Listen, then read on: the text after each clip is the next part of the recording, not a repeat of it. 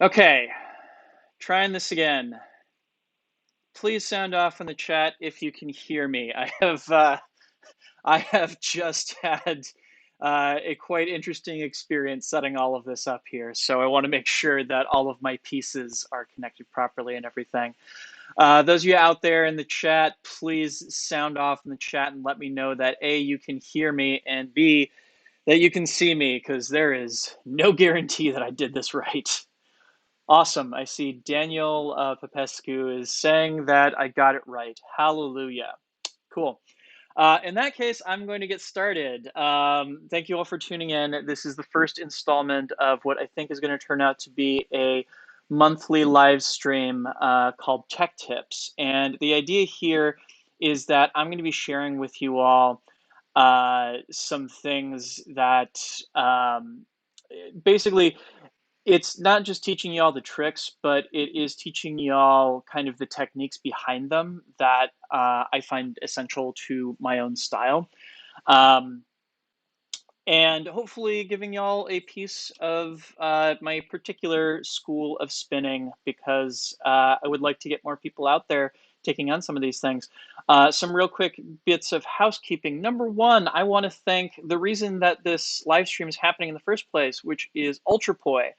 UltraPoi has been kind enough to go ahead and sponsor this live stream because I needed an incentive to start doing this regularly. So please show them some love both before, during, and after the live stream. Head over to ultrapoi.com.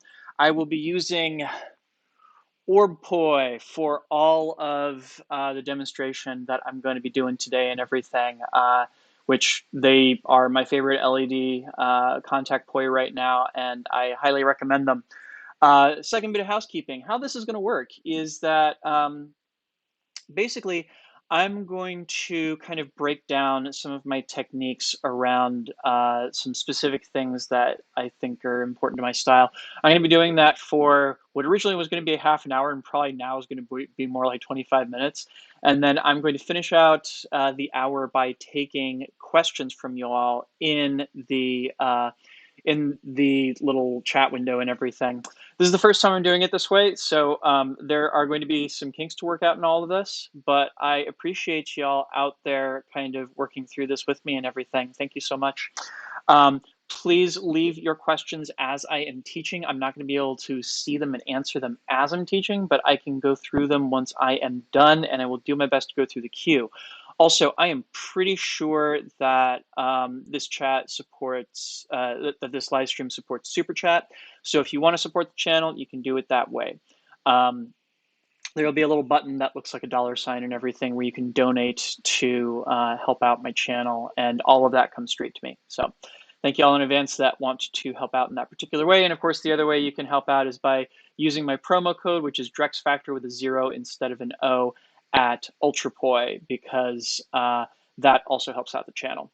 Anyhow, so our topic of the day is going to be how to do clean plane breaks, and specifically how to do clean plane breaks in the style that I do them. So with that in mind, we are going to go ahead and switch over, because that is better done when you can see me in my studio here, yeah? Did that transition over properly? I hope so. Anyway, yeah, so many of you, of course, will recognize this as the studio that I shoot most of my videos in and everything. And if I have done everything right, then you can hear me just as well now as you did before I switched the camera over. So my fingers are crossed on that one. So, plane breaks. Y'all know that I am a big fan of them, and I already have some tutorials out there on how to do plane breaks, but I think that plane breaks are a pretty standout part of my own particular style. And it's because there are some things that I do that not everybody does when it comes to plane breaks. Of course, I'm generalizing here. There are some people out there. The one that I can think of off the top of my head is Joe Faid from the UK, who also does this particular set of techniques when it comes to plane breaking. But I want to start this off by kind of just like showing you all a basic plane break right here. So I do a stall and then I switch into a horizontal plane. Stall, horizontal plane. Now, as I outlined in my tutorials on this, basically this revolves around the idea of basically working with what we call a 0 point. That is when you do a stall, you can think of there being basically an infinite number of stalls that all converge on that point that operate in different planes. And since the primary planes that we work in, of course, are wall plane, wheel plane, and floor plane, whenever you do any stall, there are going to be at least two primary planes that intersect in that point. So for example, if I'm doing a down stall here, then that intersects both with wall plane as well as with wheel plane. Yeah. And this can get really, really technical because you can also get diagonal planes, horizontal planes, and vertical planes all intersecting in the same spot too. But we don't use diagonal planes that often, so we're not talking about them very much today. Now, when most people start to learn how to do plane breaks and everything, what tends to happen, because it happened to me too, is that you wind up in this place where your horizontal planes are a little wonky, and sometimes the transitions to them are not all that clean and everything. Um, and there are a few habits that I've found that help out with all of these things. First and foremost, we have to talk about horizontal planes themselves. Now, in order to get through a transition, you have to have a pretty good idea of what your destination is, right? And I want to draw your attention to something real quick, and I'm going to slow down the poi to really, really bring this out. Now, a lot of people, when they try and switch into horizontal planes, think that they're spinning the poi just like they do when they're spinning it vertical. That's not the case. See, if I were to keep up that same amount of momentum, do you see how when I switch to a horizontal and everything, the tether is very, very taut? And more than that, you can almost certainly see that the plane isn't terribly straight. Now it looks a lot more straight. Why on earth is that? Well, it should be said, one of the reasons is that I'm cheating in that I'm using contact poi. Contact poi are great for camouflaging when you're a little bit off plane in your horizontal planes. If you see any of my videos where I'm doing these plane breaks with either a static tether or with sock poi or what have you, those moments when I'm off stick out like a sore thumb. But with contact poi, because your attention is focused on the end rather than the tether, it helps out a lot in kind of camouflaging that. But at this particular moment, there's not much to camouflage. And why? When I point this out, you will never be able to unsee it. Rather than thinking of this as a moment when I'm doing like a static spin, only horizontal, I think of it as a pendulum. That's right. I'm basically just doing a pendulum that goes around my hand here. You notice how my hand is always just barely above the poi head itself? That is, the poi head is kind of drooping below it and everything. Watch as I'm performing one of my plane breaks here. I'm switching straight into that kind of orientation. Part of what's actually happening here is I'm essentially considering it switching into like the momentum shift here is basically the same thing as if you were going to stall into a pendulum. You're robbing the poi of a whole bunch of momentum. The only difference is that you're also adding kind of a horizontal motion to it as well. Boom, and here we are. And the thing is that like when you kind of treat this horizontal spin almost like it's a pendulum and everything, it actually makes it a lot cleaner, which is such a strange paradox, right? Because as I'm doing this right now, it looks a lot cleaner than if I was trying to keep it going like really taut and everything. In fact, as I'm keeping it really taut, I'm sure many of you can see that the plane isn't straight. Whereas if I release some of that tension on the tether and let it kind of slow down and everything, guess what? Looks a lot more clean. How about that, right? So this is your first tip. It's to treat your destination not as being the same thing as that kind of static spin or spinning in a vertical plane that you're used to, but treating it as like a pendulum and everything. In fact, a great way to drill this is to take something that you know that will include a moment where you know you can stall the poi out to the side. One of my favorites, of course, being this 4-pedal anti-spin versus 2-pedal in-spin hybrid, and boom, see if you can arrive in a pair of pendulums out to the side. Do it again. Going around in 4-pedal anti-spin versus 2-pedal in-spin, and boom, I arrive in that pendulum. And you see how it's not just the pendulum, but I'm also trying to nail the timing of that such that uh, they're just going straight back and forth and everything. And I'm not like trying to find the timing afterwards and everything. I want to real cleanly, boom, land in that pendulum with that timing, you know? You can also say like drill this out of a stall chaser, for example. Like when you're going over top, you can boom, look for that same pendulum. And what you're going to find then is that if you can really nail that stall point, it gives you, or rather pendulum point, I should say, it gives you access to being able to do these corkscrews or horizontal buzz saws and everything, where you have the poi kind of hanging out beneath your hand, and that's going to clean up those planes a lot. The transition reads so much cleaner when your destination is really, really clear. Yeah? Cool. So that's tip number one. Tip number two is going to involve the stalls themselves and basically how you get from one thing to another. Um, and this is actually kind of a weird tip because it involves something that we've known about for years, but I don't think anybody has ever actually given a name to. And that is that uh, after you do a stall, you have the option of basically taking the momentum of the poi and completely redirecting it as like an extension in the direction of your choice. This is actually something that I remember us playing around with in Los Angeles after the first Ignite Festival. Gosh, close to a decade ago, I would imagine now. And specifically, Ronan had this awesome moment where he realized that we could do this thing where we do anti-spin across the bottom and then snatch it into an extension across the top. And it was so weird. Nobody could understand why this worked, but all of us could do it. This ability to switch straight into that extension out of a 0 point is exactly what you need in order to really, really, really make that transition pop. Basically, what we're talking about here is just being able to do this same thing, but taking it into a horizontal plane. Boom, like so. And the great thing about this is if you look at this from the side and everything, after I do this stall, you'll note that I'm not having to move my hand very far, either forward or back, to get into that horizontal plane. In fact, when I'm able to redirect the momentum in this way, my hand can be right smack dab in the middle of it, and it still works. Pretty wild, right? Um, and actually, let me give you that side view of that one more time. And just as a reminder, while I'm doing this demo, I cannot actually see what's going on in the chat and everything. I will check in on that in just 1 second. But yeah, for right now, make sure to ask your questions because I will be going through the queue once I get done with the lesson and everything. Yeah? Sweet. All right.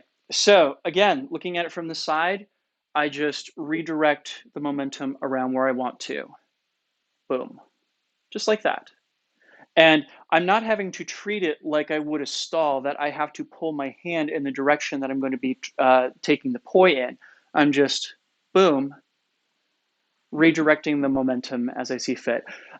Practice this in vertical planes first. That is, do that whole thing that we discovered nearly a decade ago, where you can go from the stall to the extension and back again, because the first time you play around with the momentum of this, it's very strange, and you're not. You definitely have like a moment with your brain where you're all like, I don't understand why this works because it shouldn't, but it does. And I'm still not sure why, but here we are, right? So, our first two tips there are then that when you're looking to arrive in a horizontal plane that feels as much like a pendulum as it does spinning your poi in horizontal plane, and also that it's a matter of redirecting momentum, similar to doing this, rather than necessarily thinking of it as switching between different 0 points, switching between different stalls and everything. Yeah, awesome. Give me 2 seconds here to take a look at the chat and see if anybody's asking for clarification on anything.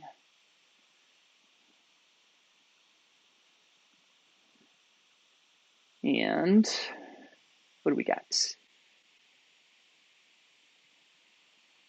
Cool. So far, So good. Somebody said that there is a lag between my audio and my video.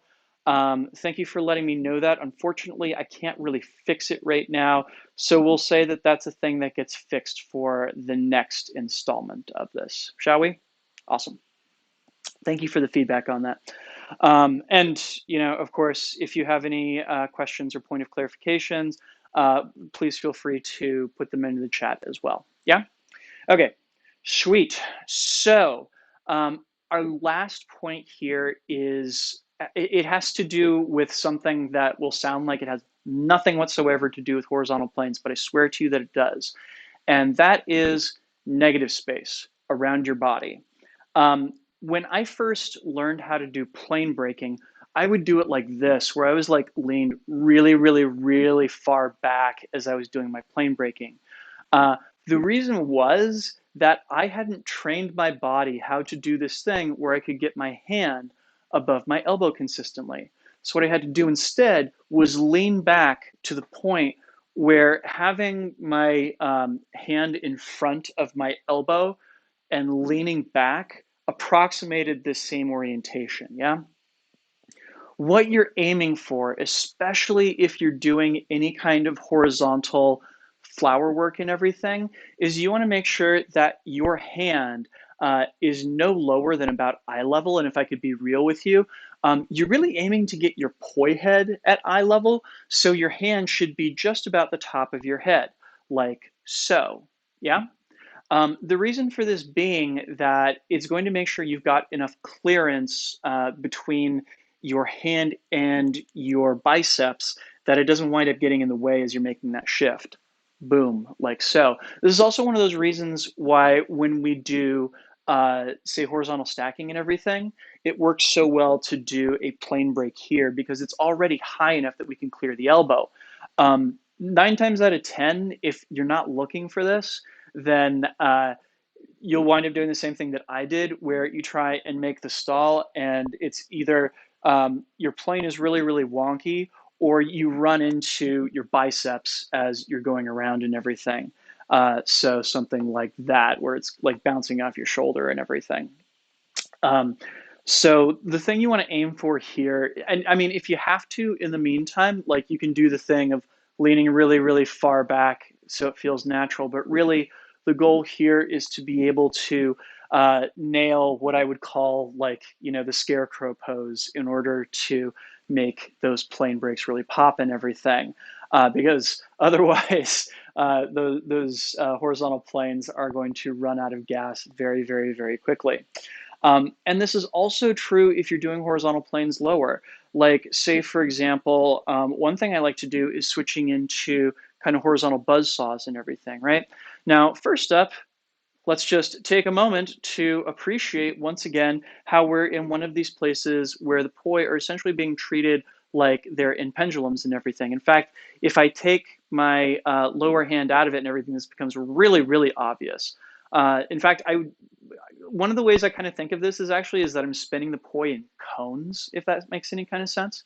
Um, but you notice how in order to get here, what I have had to do with my elbows in order to clear the space and everything, like as I go around, watch very carefully because the last thing I do right before I make that stall is I get my left elbow up because I know that the poi is going to have to clear that in just 1 second.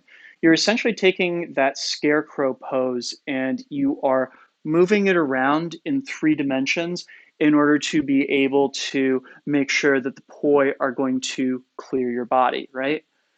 And many of you will know that I like going back and forth between these two sides with this transition here and everything. And, the work is exactly the same on both sides, namely, get the elbows out of the way and get yourself to a pendulum, right? Boom, pendulums, boom, pendulums. Yeah? Take it around, boom. Take it around, boom. Take it around, boom. And of course, it's a little less clean on my left-hand side simply because I'm right-hand dominant and everything. But I think they're getting cleaner on that left-hand side day by day, right? It is a process. And of course, one of the things that I struggle with there is just thinking of it as being when we get in the horizontal plane that it's my left hand leading and everything, because I'm just not used to that. And also because if you look uh, up from down below, it's counterclockwise, and that is not my dominant direction of spin either. Yeah, so basically, the three tech tips for this week. Number one is that you want to think of your horizontal planes as being as much pendulums as they are spinning the poi and everything. And this is actually something that relates to doing top stalls because, ironically enough, when you do top stalls and have the poi head wind up just a hair below the origin of the tether, uh, like if I stop this for just 1 second, you'll see that the poi head, when I stall it, winds up just below my hand and everything. That's part of what allows you to do those nice horizontal stalls that seem to just like hang out in like the middle of space for a second and feel really gravity defying and everything. Um, and the same habits are what allow you to get into those nice clean horizontal planes and everything too. Second is learning how to redirect the momentum, namely learning how to do this thing where we take our poi and just make the momentum do what we want with it. This is how you drill it in a vertical plane. And once you get that down, you can do it in a horizontal plane. I'll show you it again from the side. It allows you to just take that momentum whenever you want to and redirect it in as well as out, just like that. And finally, that you're looking for the scarecrow poses. That is, you want to make sure that you're always clearing your biceps and shoulders whenever you make these plane breaks happen and everything, right? And that'll get you through everything from like, this is a new favorite, is going to a horizontal buzzsaw out of, so this is basically like, these are back-to-back triquetras, but like a lot of people would look at it as like a 4-pedal anti-spin that's cut in half and everything. You add a linear isolation in the middle of it right there, and boom, that becomes your opportunity to switch into a horizontal buzzsaw or corkscrew if you like and everything. As well as, you know, the many, many, many ways in which I get myself into corkscrews all over the place, yeah? Cool. Let me take a quick look at the chat and see if anybody's looking for clarification. And if they are not, we're going to switch over to the Q&A section of this. And you can ask me whatever questions you would like. Yeah? Let me take a look. Oh, goodness. Lots of people are sending me super chats. Y'all are amazing. Yay. Thank you. Hita, thank you so much for the Canadian $7. Amazing. And Evan, thank you for the $5. That's amazing. I appreciate you both. I appreciate you both a lot. That's awesome sauce. Cool. Start sending me your questions. I'm gonna switch back over to the other camera so I can do that not in the middle of my studio and actually like make that a real conversation and everything. Yeah. So let me turn off the obnoxious background light and switch over here. I had a different plan for this originally, but I had I had a lot of technical difficulties setting up today. I'm sorry. This is why I was so late getting set up and everything. But also, just a quick reminder, and I will drop this in the chat and everything too, is that Tech Tips is sponsored by Ultra Poi. I'm using their Orb Poi for this entire lesson. Their Orb Poi are my favorite LED contact poi, and you can get a discount on these at ultrapoi.com by using the code DrexFactor with a 0 instead of an O. I will mark that down in the chat right quick so you all can take advantage of that.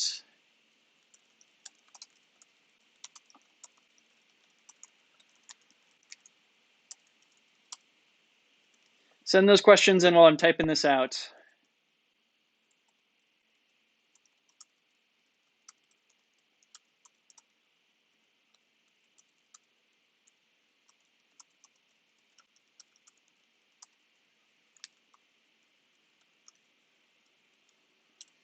Yay.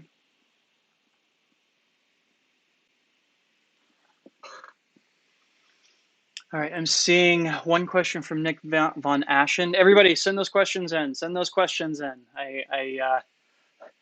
Help me, help me help you. Nick Von Ashen asks, "What is your input on quarter time plane breaking?" Oof. So, um, let me parse that because I have a couple different answers to that. Number one is that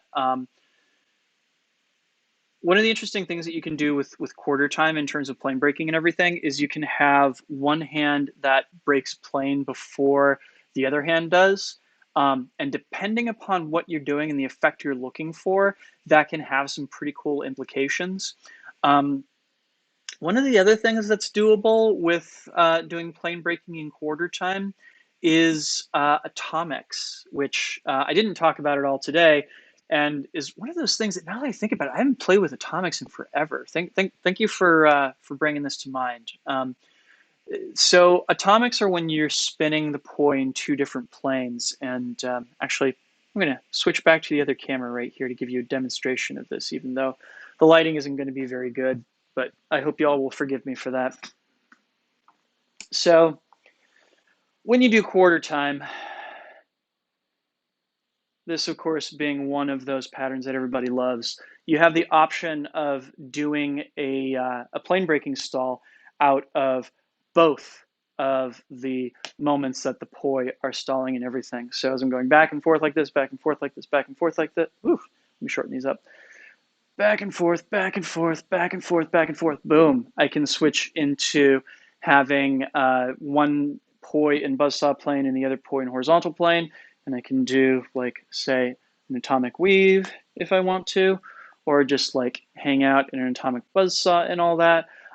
Yeah, there's potential there for a lot of different stuff. I almost never play around with quarter time simply because I never felt like I found something that was aesthetically pleasing to me with it and everything. But you know, your mileage may vary. There's a lot of stuff that I never got into that a lot of people did. So yeah, y'all go play around with that if you want to, and show me some cool atomic action. I'm about it. Let me switch back here.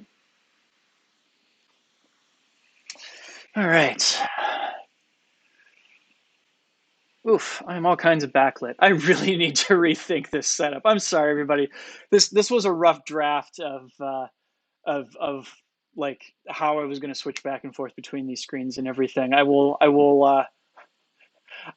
I will figure out my tech issues for next time, and I will make sure that that this doesn't happen this way. Cool. Thank you for the question, Nick Von Oschen. Hita asks, "Hey Drex, do you have a daily practice routine?" I try to. It's been hard now that it's been getting cold and everything, which makes me sad, but here we are.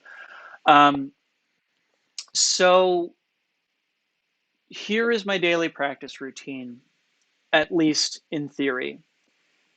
It's that I basically, when I get done with my work for the day, and whatever that happens to be, whether it is you know, editing videos or putting together social media posts or creating creating graphic design elements or what have you.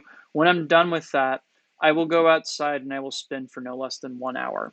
And generally speaking, the breakdown of that looks like this.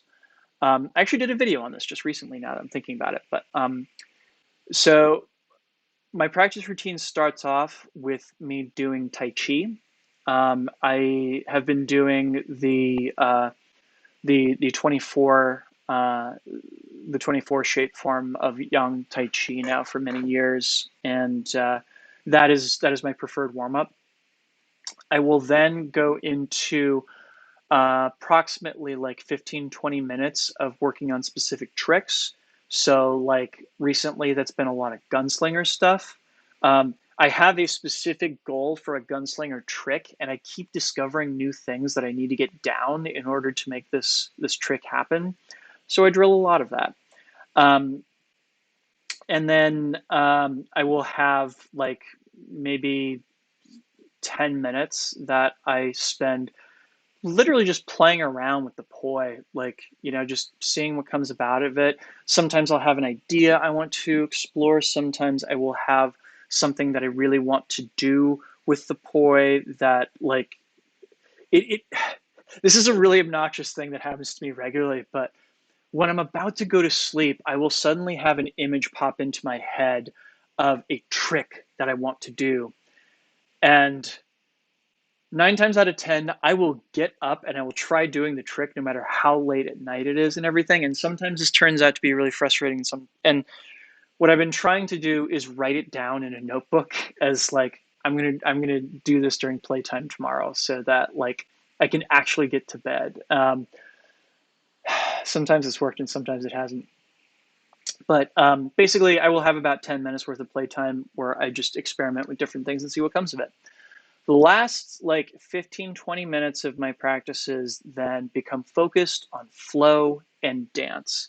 I will put together a little playlist and set it going and video myself doing it, and whatever happens, happens. Um, and part of this is just because I neglected flow in my own spinning for the longest time. And part of it is also too that it helps me with my poi dance work. And it gives me ideas for stuff that I do in my monthly flow videos and everything too. Also, Nick Von Oschen, thank you so much for the super chat. I forgot to say that when it first rolled in. I was on a roll talking. Thank you so much for that. And yeah, that's how it breaks down if I'm doing it for an hour. If it stretches out beyond an hour, it's usually because I'm having so much fun flowing and dancing that I just want to keep going. That is more likely to happen in the summer months. Um, but yeah, that's that's basically where we're at here. It is Tai Chi, working on tricks, a little bit of playtime to clear my head, and then working on poi dance. That's my practice routine, and I do this pretty much every day. I definitely aim to do it every weekday. I wind up doing it on Saturdays pretty often, and on Sundays when it's warm out, I usually go down to Malcolm X Park here in Washington D.C. and there's a drum circle there, and that is just my time to make art for art's sake. So I will dance with my props there, and as a general rule, I won't record in a video. That just whatever happens in that moment is what happens in that moment, and it is for that moment and that moment alone. So it's generally 6 days of this practice routine and then playing with the props on Sundays, at least when the weather's warm out. Because it's been cold, it has been less dependable. And now I am renting a dance studio every week to go in and work. And yeah, so far that's been working out. That was a long answer to that question. um, Nick Von Ocean says, thanks, man. You are so welcome. Stouffer says, uncertain, but there's this move where you isolate while doing an outer arm roll. I think I know the one you're talking about. Yeah. Also, okay, I'm going to deal with this one first. So, yeah. So basically, what you're talking about is, hang on, I'm going to switch the camera again to play around with this here. All right. So unless I'm mistaken, this right here is the move in question. That once I get here, I basically, let me get the chair a little bit further out of the way here. Usually I do this out of like a cap versus pendulum. I'll pop the poi over and I'll keep the two of them in sync as the roll is going over and everything. Um, this is a thing that it occurred to me to do that I'm fairly certain is just like most people who play around with contact poi. The things that bother me about it would never come into their minds. But I basically had this moment where I realized, hey, what if I synchronize timing and direction with my two poi in the middle of a contact roll? Um, and it took so much work to get that to happen. It is probably the single most difficult trick that I have learned in the past year. And it's one of these things that I worked so hard at that I don't think anybody else would like take a half a second to even think of. But um, essentially what you're looking at here is I'm doing a static spin with my left hand that travels down my arm, and I'm trying to synchronize that to the outer arm roll. Um, Here's why this is difficult, because the sources of momentum for these two different tricks are completely different. Basically, once I get the poi head above my hand in my left hand, I no longer have control over the pace of it. I have to pick what my pace is going to be when it's down below my hand in order to add enough momentum to get it to spin the way I want it to and everything. It's completely the opposite here.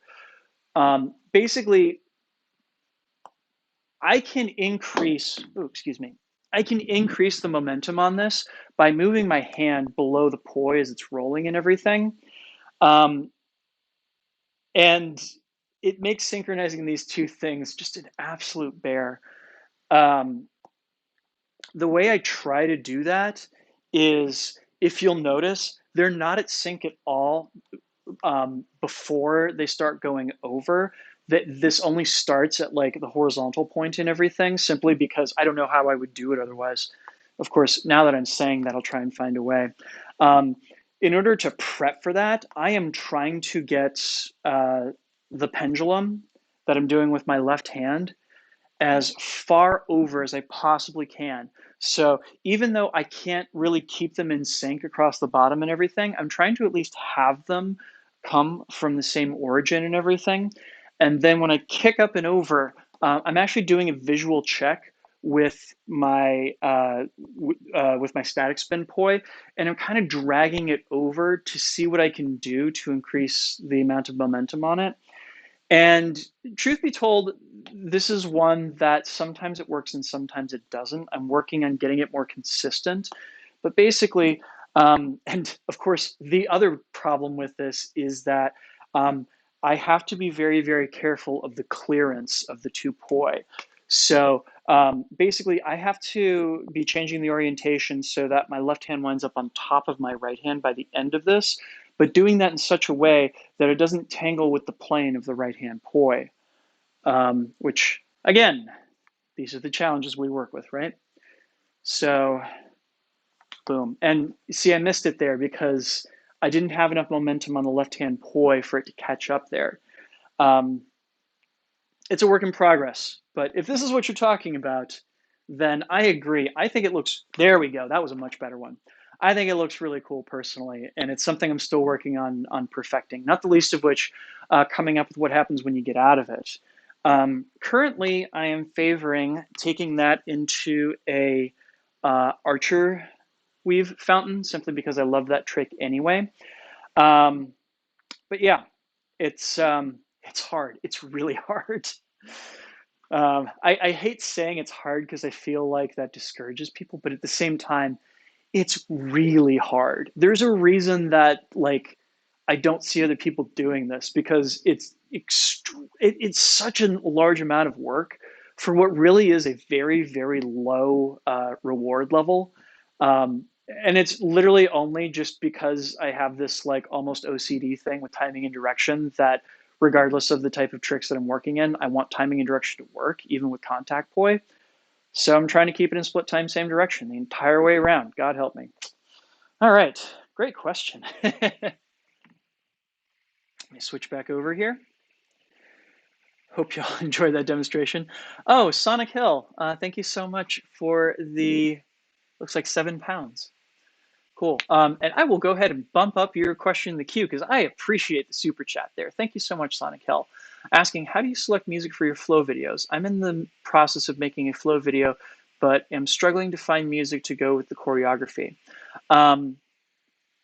So it depends. So I have avoided music suggestion sites for as long as they've existed. I remember when Pandora first started up, and the music suggestions on it were so bad that it put me off from using Pandora for 5 solid years. Um, I have been finding that Apple Music is very good at suggesting me music that I will like. Um, there are a couple playlists that I go consult there regularly, one of which is Alternative Replay Highlights, which is all alternative stuff that has made top 40 rock radio and everything. Um, Literally, like my criteria is, does this song make me want to move? Um, and I've made some very, very strange discoveries in very, very odd ways. Like, there's kind of a cliche that I think the only type of music I don't like is EDM, to be honest with you. um, but like lately, I've been finding myself spinning to pop music, to R&B. I recently discovered I like Post Malone, which was a really strange discovery for me because I have thought for as long as he's been around that he was a total clown, but like um, in a very roundabout way, I went and listened to Hollywood's Bleeding, and it's one of the best records I have heard in a long time. Like every single track on it is just astoundingly good. I think that's probably the best record I've heard since Blurry Face by 21 Pilots. Um, so I run across different stuff, and some of it really makes me want to move. Sometimes it just grabs me on a day when I'm just like, yeah, this is the mood that I'm in. Um, Spoilers, there's the flow video that's coming on Wednesday is one that I shot in a dance studio earlier today. And it was one of those things that I was like just not feeling the vibe of being in the dance studio and everything. And I was going through a list of tracks that I had listened to in the past 24 hours, and on this last Jimmy Eat World album, they had one song that was basically a synth pop song, and it's the only synth pop song in the entire record. And I kind of had this moment of like, yeah, huh, let's try that. And that just found me where I was at today, and that's what I recorded the flow video around. So look for the music that makes you want to move is my answer to that. Look for the music that makes you want to move, and things will spring from that. And look for the stuff that supports the mood that you're in. Some days you're going to be in a place where you're like feeling super hype, and other days you're going to be in a very kind of reflective state, and other days you're going to be kind of contemplative. Find the music that supports that feeling. And it should be said that sometimes our job as performers is to inhabit the character of the song. It's actually the thing I did earlier today of just like I found the song that was right for the moment.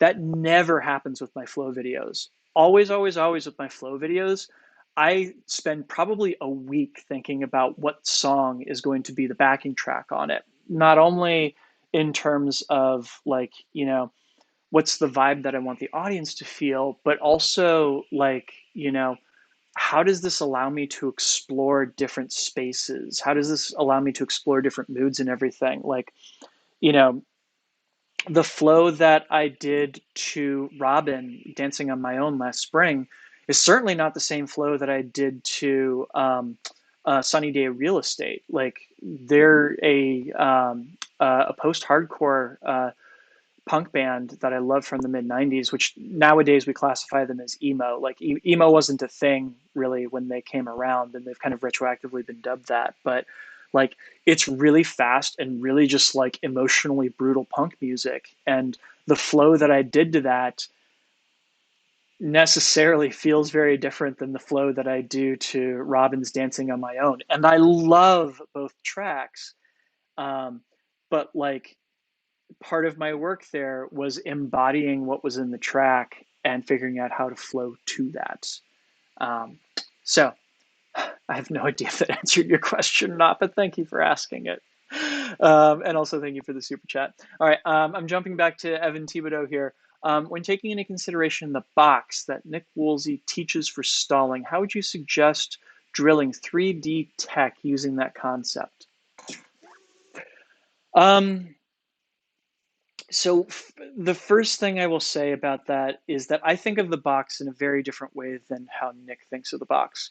Um, Nick's Nick's approach is actually pretty similar to what Yuta came up with back in the day, and I think I think Yuta's approach there is fantastic.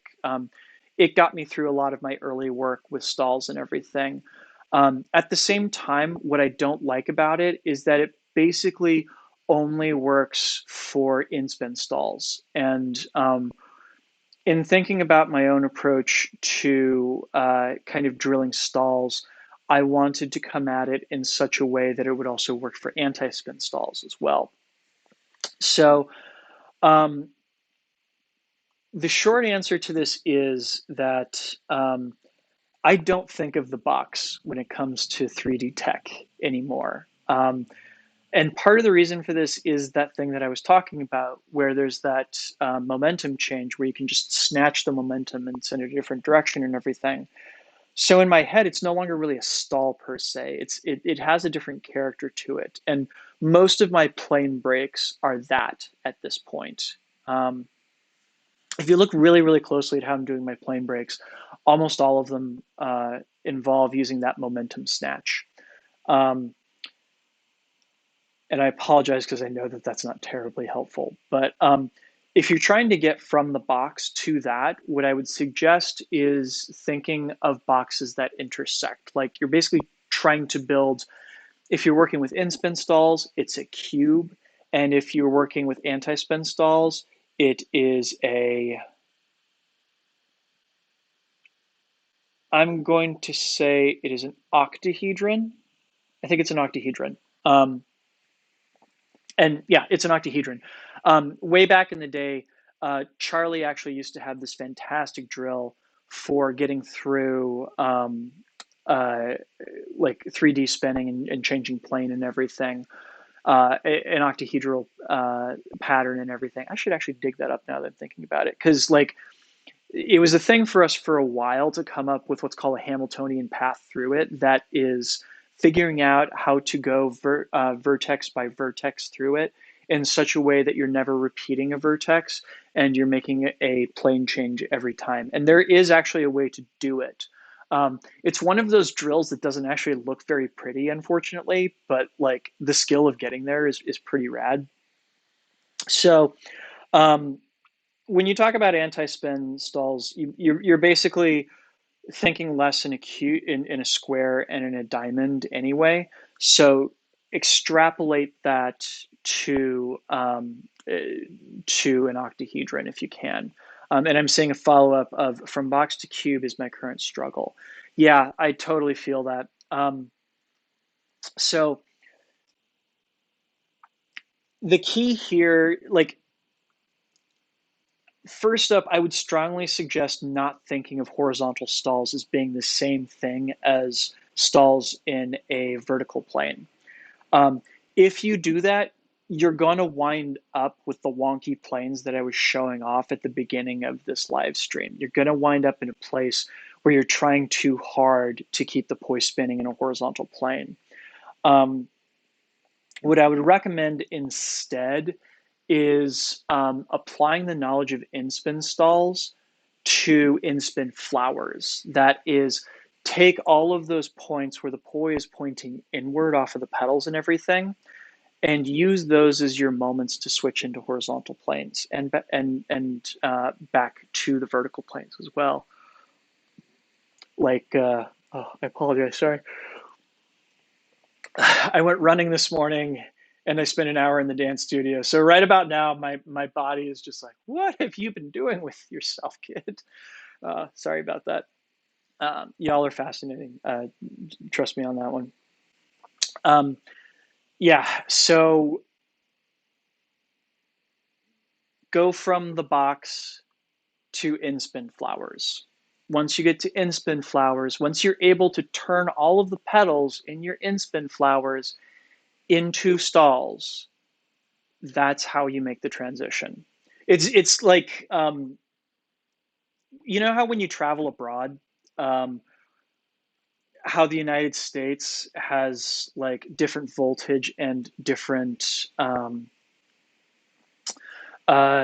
current frequency than most of the rest of the world and everything, and you have to like have that big clunky transformer that you plug your stuff into and everything, and then an adapter for that that then plugs into the wall outlets. Um, as weird as it is, like going from the box to horizontal planes is like that. You have to go from box to in-spin flowers, and then you can get to your horizontal planes. Yeah, basically, you need a converter. Such a weird answer. I hope that makes sense. Um, cool. He just says it's very inspiring. Thank you. You're so welcome. Stouffer, I love it. Thank you for explaining this. And Stouffer says it's totally worth it. I'm glad you think so. Sonic Hill says, great advice. Thank you. And yes, it did answer my question. Hallelujah. Um, so I'm going to say that we're going to take this until 6:10 because, of course, I started this late. So keep those questions rolling in. In the meantime, I'm going to give Evan a demonstration of the thing that I'm talking about. So to do that, we're going to switch camera once again. And I'm going to turn back on this other light because I feel like the exposure is just not working otherwise. All right. So your in-spin stalls. As we all know, I like a system wherein you drill around the outside of a box. Now, you may be noticing one very important thing about this. Namely, it looks nothing like an in-spin flower, and you'd be correct there. In order to get from this to an in-spin flower, you have to basically look at each of the petals as being corners of the box. So for example, the top corner of the box is going to be right here on the bottom left because reasons. Um, so that top stall is right there, and the other top stall is right there. Boom, boom, right? And once you know that that's the case, there you can switch into your horizontal planes, yeah? You have to be looking for where the spots of the box get switched to as a result of what's basically turning them inside out in order to make the in-spin flower work and everything. So drill turning the petals of that in-spin flower into stalls, and that's how you get there. Straight up. All right. Actually, now that I'm looking at it, that other, oh yeah, it actually does create a problem. Never mind. Okay, coming back over here.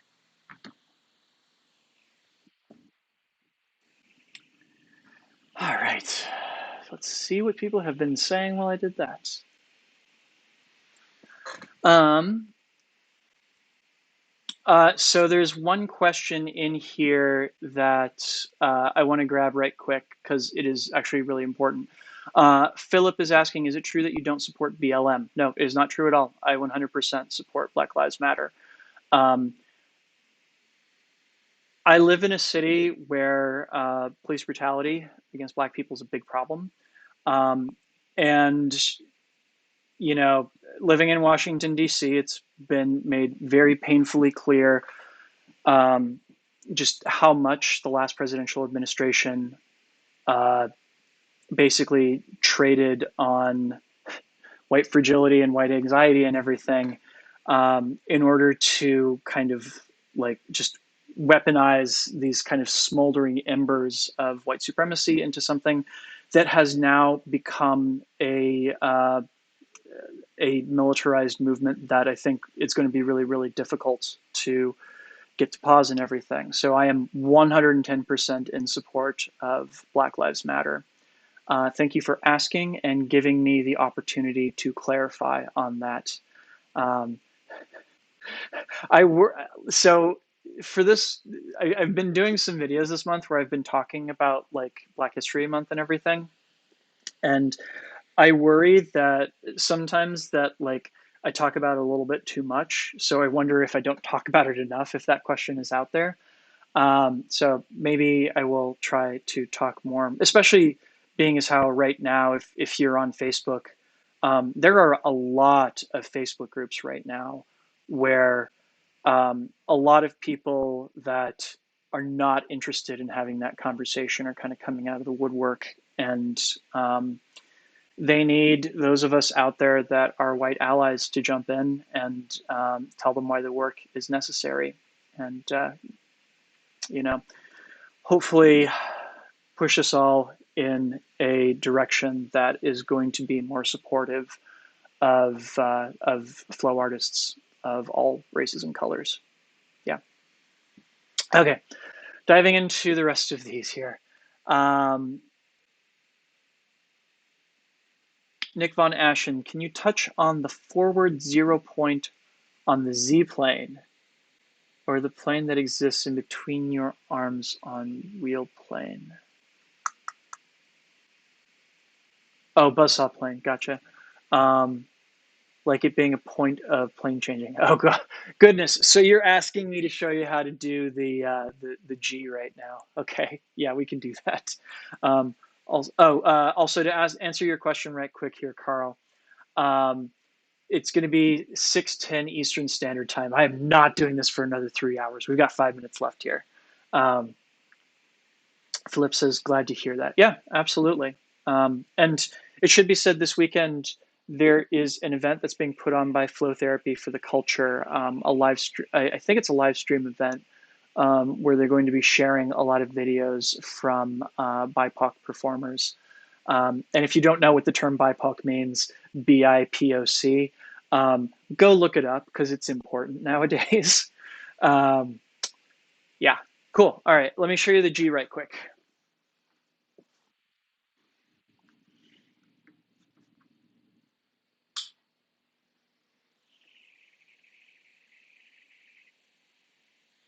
Okay, so I think what you're talking about is going from buzzsaw, boom, to a horizontal plane. So this is the one exception to all the stuff that I laid out earlier in terms of just being able to guide the momentum where you want it to go and everything. I have a really, really difficult time doing that from the Z stall point. So I do kind of have to treat it like a horizontal plane stall and everything. This is the one and only place where this makes sense to me. So basically, if you look at this from the side and everything, what I'm doing here is as I stall the poi out and everything, I'm dragging my hand in the direction that I want the poi to go. But the other two rules still apply. Namely, when I do that stall and everything, what I'm really trying to get to is a pendulum. Number two, that when I do that stall, notice how I'm still doing that thing where the poi head is below my hand as I'm spinning the poi and everything. Yeah, super important. So thank you for asking about this because I hadn't realized that there were, as I was preparing for this, I actually hadn't like walked through each and every single type of plane breaking I knew of. This was supposed to be how to do plane breaking like I do, and I almost never do this plane break. So yeah, this right here is the exception. This is the moment where your hand carries the momentum of the poi off to the side to treat it like it's an anti-spin flower. And all of that original training of thinking of this as being a horizontal flower does come into play here. So yeah, good question. And of course, this is also that one place where switching into diagonal planes can be really helpful too. If you want to do the full kind of, G had this thing that we used to refer to as the asterisk, where basically he would do plane breaks going around diagonal, horizontal, diagonal, vertical, to kind of trace out what looks like an asterisk and everything with the poi plane. Alien John was the one that showed me that after he learned it from G, and I don't think I've seen anybody use it since then. But yeah, that's kind of like the extrapolation of what happens on that Z-axis stall and everything. Good question. And we are drawing to a close here. So let's go ahead and get those last few questions in before I call it a night. Let's see here. Evan says, thanks for the demo. That helped. That corner stall drill is exactly what I was talking about. Yay! Excellent. I'm so glad to hear that. Evan says, plus 1,000 on your BLM statements and supporting our BIPOC community. I'm glad to hear that you're on board because, yeah, our community is stronger the more diverse it is and the more voices we make room for in it. 100%. Let's see here. Carl says, okay, thank you. You're so welcome. Caleb Hutto, thank you for always teaching us so much, man. My pleasure. My pleasure. Nick Von Ashen, mad love. Always been curious on your feels on that point because I don't see you do it often. Yeah, it's part of it is because, especially last June, like when a lot of the demonstrations were really picking up and everything, I had a lot of soul searching over this and I wasn't really sure what to do because I didn't want to remain silent. And at the same time, a lot of the Black creators that I follow were like coming forward and saying, like, you know, we're being bombarded with talk about racism all of the time, and we need places to go in order to be able to engage in self-care. And I realized that poi spinning was one of those things. And so I kept on doing my regular tutorials through that period and everything. I did Blackout Tuesday like many people did. But like, it was important for me to realize that, you know, a lot of the people that are speaking out and everything, myself included these days, if you're following what I write on Facebook, I have been incredibly active in the past few days. And you know, I try to both make space for supporting people who need to be supported, as well as speaking out about the things that are important to me. And sometimes I strike a good balance with that, and sometimes I don't. And honestly, my takeaway from this on is that I need to talk about it a wee bit more. So thank you all for making sure that I know that here. Yeah. Stoffer, I appreciate all the time and dedication and knowledge you bring it to us. You're phenomenal. Much respect, and thank you for all your help. You're so welcome. Um, Yay, I appreciate that. It is received. Shop Spoongle says hello from Australia. Hello, mate. Also says I started spending 4 weeks ago and I'm addicted. Hooray! Keep up the good work. Caleb Hutto also says, what are your Patreon options, by the way? Oh, what a great question. So you can support the channel on Patreon by heading to patreon.com/DrexFactorPoi. This is really convenient because I was going to say this anyway at the end of the live stream. So there's a variety of options there. The one that, if y'all are on this, it probably means that you're looking for individual tips or drills or what have you. The one on there that I think would be a good fit, if that's what you're looking for, is what's called the Flow Circle. It is $10 a month, and basically you get a brand new 5-minute video every week that includes a drill that you can do for 15 minutes a day. It gets delivered both on Patreon, as well as I send it to you via email once the weekend's coming around to remind you of it and everything. And if you are pressed for time to practice and everything, it's my hope that giving you these 15-minute drills will give you something you can do with even a very, very small amount of time every day to improve your poi spinning. Yeah. Thank you for asking. And of course, let's draw it to a close here. I just want to put out another thank you to UltraPoi for sponsoring this and giving me a reason to do a live stream here.